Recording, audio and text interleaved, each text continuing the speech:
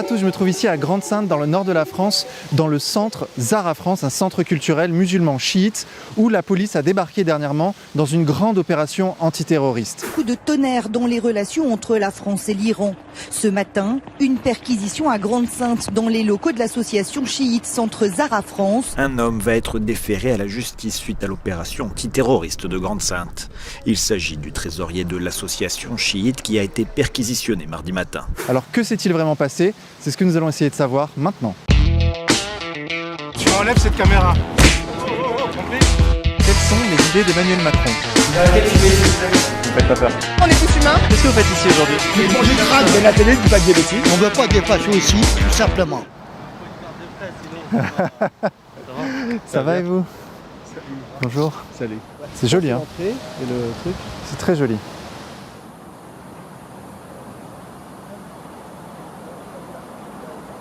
Là, ils ont défoncé, la porte n'était pas comme ça. D'accord. Donc on a mis ça parce que, pour pas qu'elle s'ouvre comme ça, mais normalement c'était fermé, normal. Ok. Et ils l'ont défoncé, la police. D'accord. Ils auraient demandé la clé, on l'aurait ouvert. Hein. Et c'est vrai, ils ont cassé pas mal de trucs alors que Ouais. on était là. Hein. Ah ouais, donc ça c'est le drapeau qu'on va peut-être mettre en vente Ah oui, effectivement. aux enchères. Le petit paillasson. Donc là, tu es au centre. Donc on a une maison d'accueil ici, D'accord. on a une salle de conférence et on a la fameuse salle de prière. D'accord, ok. Et puis on a une tonnelle là, pour en famille. Tu sais, on fait des barbecues et tout ça. D'accord. C'est très familial ici. Hein. Ok. Ça, c'est en fait, ils ont explosé ça. Enfin, ça a été fait à l'explosif. effectivement, ouais. C'était pas comme ça. Hein.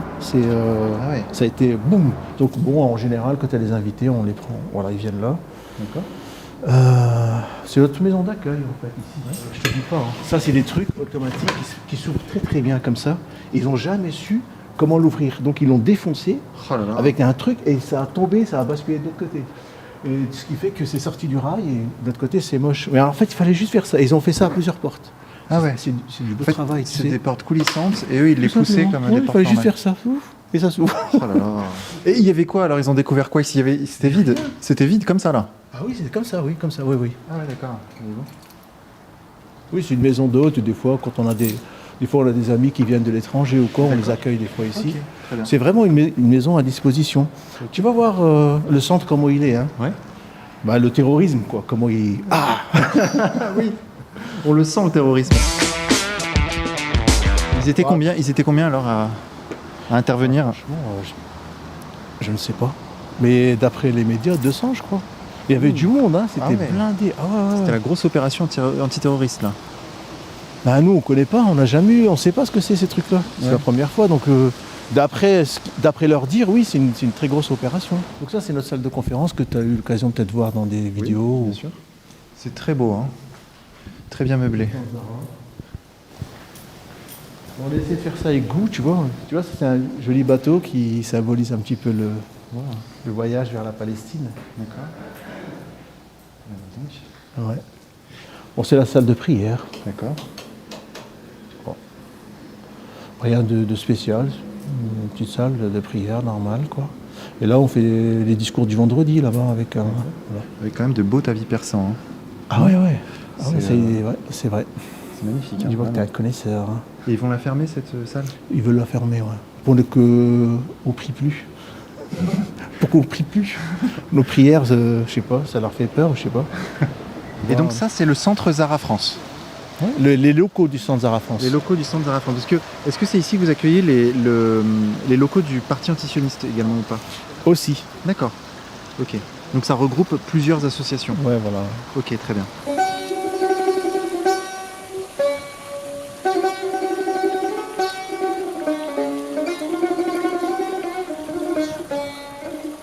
Alors expliquez-nous, le centre Zahra France, c'est quoi? Alors le centre Zahra France, c'est un centre de témoignage.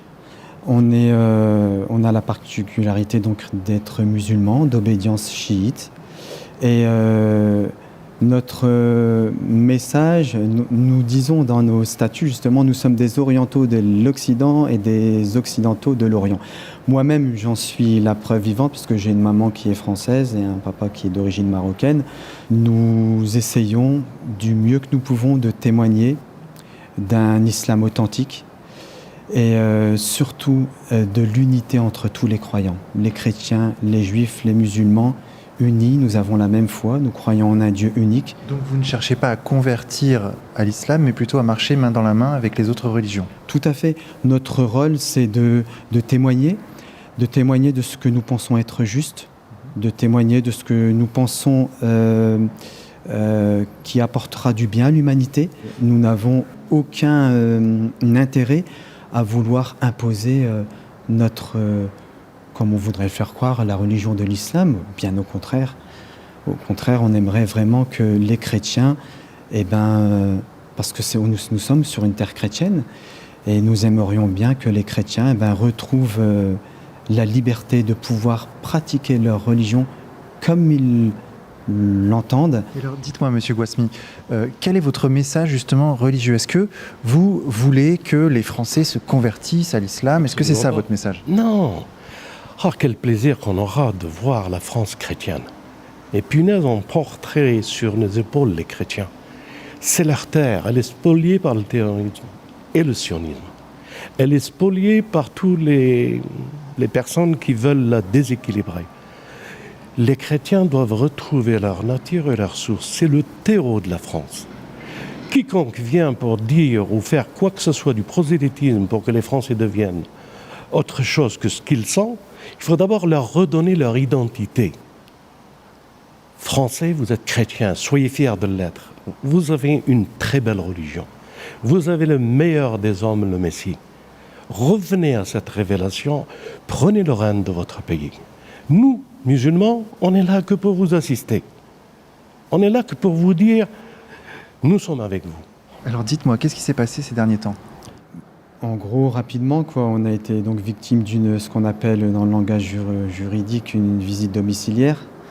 Ça n'est ni plus ni moins en réalité qu'une perquisition. Donc on a enfoncé ma porte assez violemment. Après la violence de l'entrée, dirais-je, ça s'est relativement bien passé avec les policiers qui étaient présents. Ils ont été respectueux, etc. Puis ils ont tout de suite vu qu'ils avaient affaire à des gens qui étaient tout à fait en règle, et que tout s'est très très bien passé, quoi. D'ailleurs, à la fin, le policier m'a dit, écoutez, au moins ça a le mérite d'être que tout soit clair et que tout soit en ordre, quoi. Alors, dans les médias, on parle de plusieurs gardes à vue et d'armes qui auraient été saisies. Alors de quoi s'agit-il? Ouais. Alors là, ça me fait super sourire. Donc en fait, différentes personnalités parmi nous sont inscrites dans des clubs de tir. Moi-même, j'avais deux armes, un 22 et un 9 mm, parce que je pratique du tir dans un club, du tir sportif, tout à fait. Ouais. Et donc là, pareil, quand ils sont arrivés, ils ont vu, tout était en ordre, etc., quoi.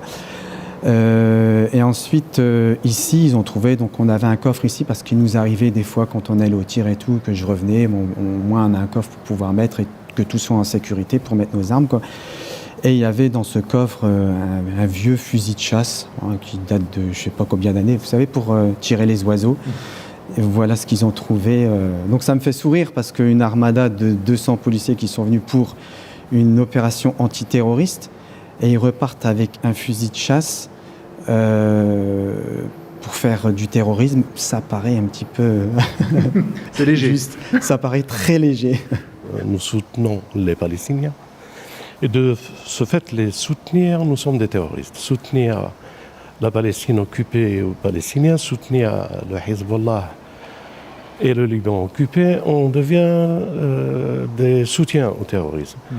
Donc, ils veulent qu'en France, nous perdons toute notre réflexion et nos opinions, si elles ne concordent pas avec le pouvoir. Ils cherchent à dire que nous sommes des perturbateurs. Nous sommes contre les wahhabites, les vrais terroristes, et nous sommes contre Israël, l'État sioniste d'Israël, les vrais terroristes. Le sionisme est la pièce maîtresse de tous les enjeux que nous rencontrions ici en France, et toutes les directions, toutes les voies qui veulent imposer à notre pays. Vous avez remarqué que Macron, il y a quelque temps, sa politique, elle allait plutôt en direction de l'apaisement pour le nucléaire iranien, et il était dans cette voie-là.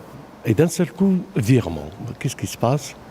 Eh bien, parce qu'on lui a promis, s'il sortait les industries, s'il sortait les contrats, ou le pétrole de l'Iran, etc., quelque chose de plus grand lui sera donné.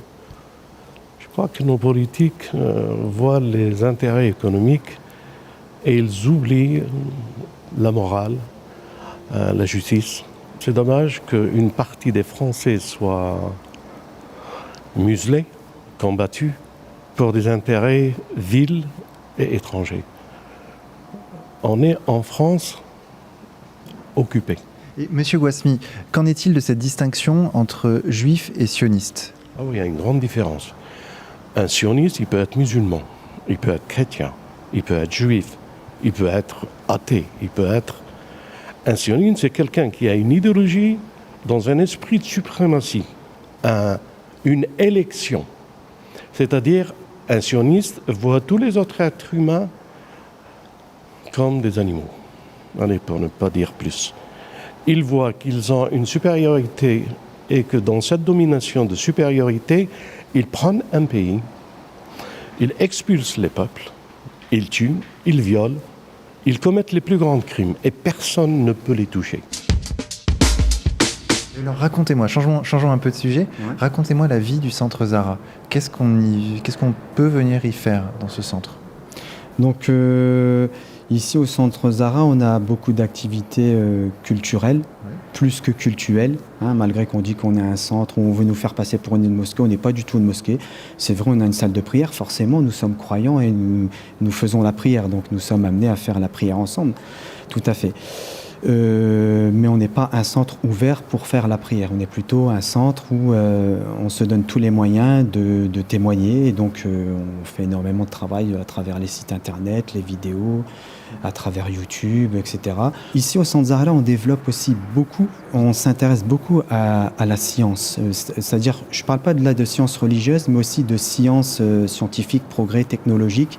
Par exemple, on a fait pas mal de conférences où on parle de la physique quantique. Et on parle d'Einstein, etc., et de savants qui ont fait des découvertes extraordinaires. Parce que pour nous, les sciences et les sciences religieuses et la révélation vont de pair. La révélation, la création est mathématique, elle est physique. Dieu a fait une création qui est parfaite quand on la regarde lorsqu'on la regarde avec les yeux de la foi. Et tout cela, nous essayons de le transmettre à nos enfants. Nous n'avons aucune prétention, si ce n'est vraiment de servir l'humanité. Ouais. On a vraiment cette foi-là. C'est vrai que à entendre comme ça dans le monde dans lequel nous vivons, c'est difficile à croire. Comment un homme peut-il affirmer ça, qu'il veut servir l'humanité? Mais pourtant on est sincère. Ouais, on souhaite vraiment servir l'humanité.